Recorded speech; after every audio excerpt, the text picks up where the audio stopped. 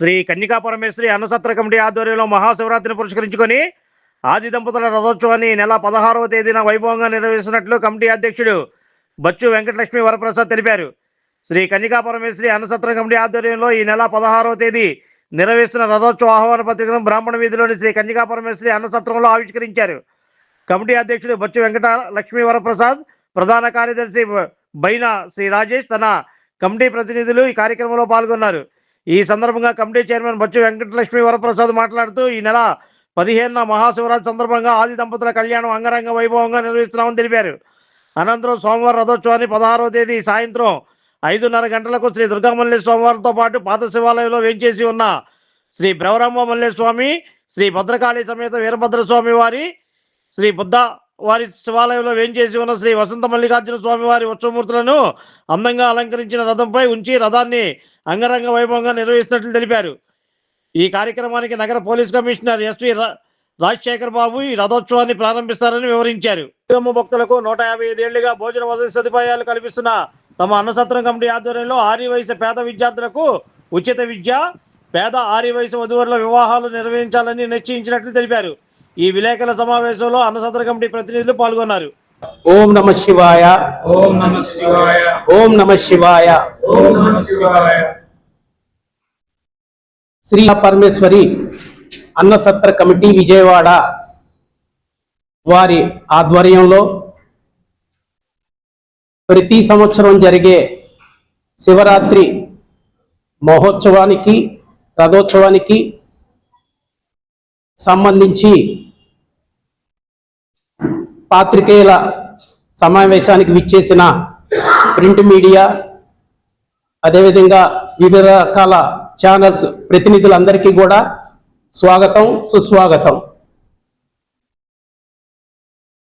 గొప్ప ఘన చరిత్ర కలిగిన విజయవాడలో ఆర్యవైశ్యులచే నిర్వర్తించబడుచున్న అత్యంత పురాతనమైన, అదేవిధంగా విజయవాడ చరిత్రలో తెలిసినంత వరకు మొట్టమొదటి సేవా సంస్థ శ్రీ కన్యకా పరమేశ్వరి అన్నసత్ర కమిటీ అని తెలియజేయడానికి చాలా గర్వంగా ఫీల్ అవుతున్నాం. సుమారు 155 సంవత్సరాల క్రితం మా ఆర్యవైశ్య పెద్దలు ఈ సంస్థని స్థాపించి విజయవాడ ఇంద్రకిలాద్రిపై వేంచేసి ఉన్న కనకదుర్గ అమ్మవారిని దర్శించుకోవడానికి వచ్చే యాత్రికుల సౌకర్యార్థం వసతి ఏర్పాట్లు, అదేవిధంగా ఉచిత అన్న ప్రసాద వితరణ, ఇటువంటి మంచి కార్యక్రమాలు చేయడానికి ఈ సంస్థ ఏర్పాటు చేయడం జరిగిందని తెలియజేస్తున్నా. సుమారుగా 100 సంవత్సరాల పైనే ఈ శివరాత్రి మహోత్సవాలు జరపడానికి ఆ రోజుల్లో ఈ సంస్థలో ఉన్న నిధులతో స్వామివారి రథోత్సవ కార్యక్రమం చేయాలి అని చెప్పని ఈ దుర్గామల్లేశ్వర దేవస్థానం, అదేవిధంగా పాత శివాలయం, బుద్ధవారి గుడి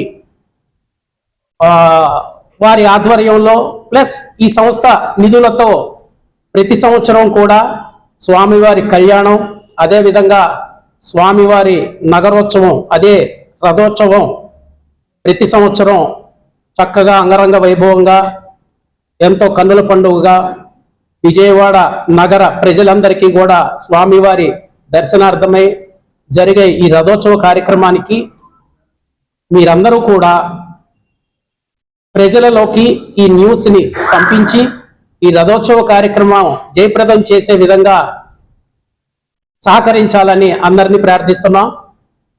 అదేవిధంగా సుమారుగా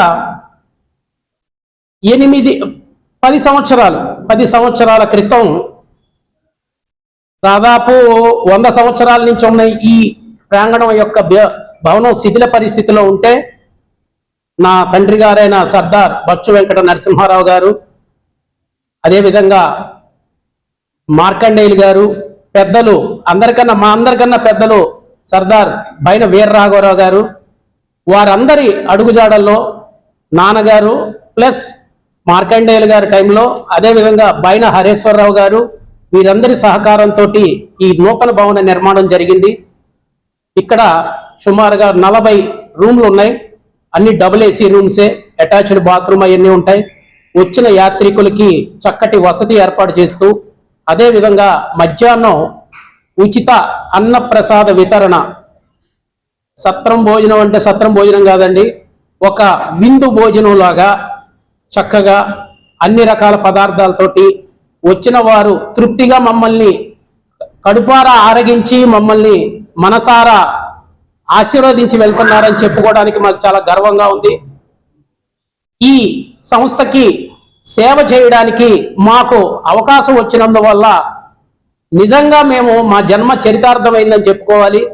అదేవిధంగా మా కమిటీ సభ్యులందరూ కూడా పేరు పేరున మా జనరల్ సెక్రటరీ గారైన బైన రాజేష్ గారు, అలాగే పెద్దలు హరినారాయణ గారు, అదేవిధంగా ఫస్ట్ వైస్ ప్రెసిడెంట్ అయిన బ్రహ్మం గారు, అలాగే సెకండ్ వైస్ ప్రెసిడెంట్ అయిన ప్రసాద్ గారు, జాయింట్ సెక్రటరీ గారైన గుప్తా గారు, బుల్శెట్టి జగన్మోహన్ గుప్తా గారు, వీరు కాకుండా మన కమిటీ సభ్యులందరూ కూడా నాకు ఎంతో సహకరిస్తూ నేను చేస్తున్న ఈ కార్యక్రమానికి చక్కటి సపోర్ట్ ఇస్తూ అందరూ కూడా కలిసిమెలిసి ఈ సేవా కార్యక్రమం చేస్తున్నామని తెలియజేస్తున్నా.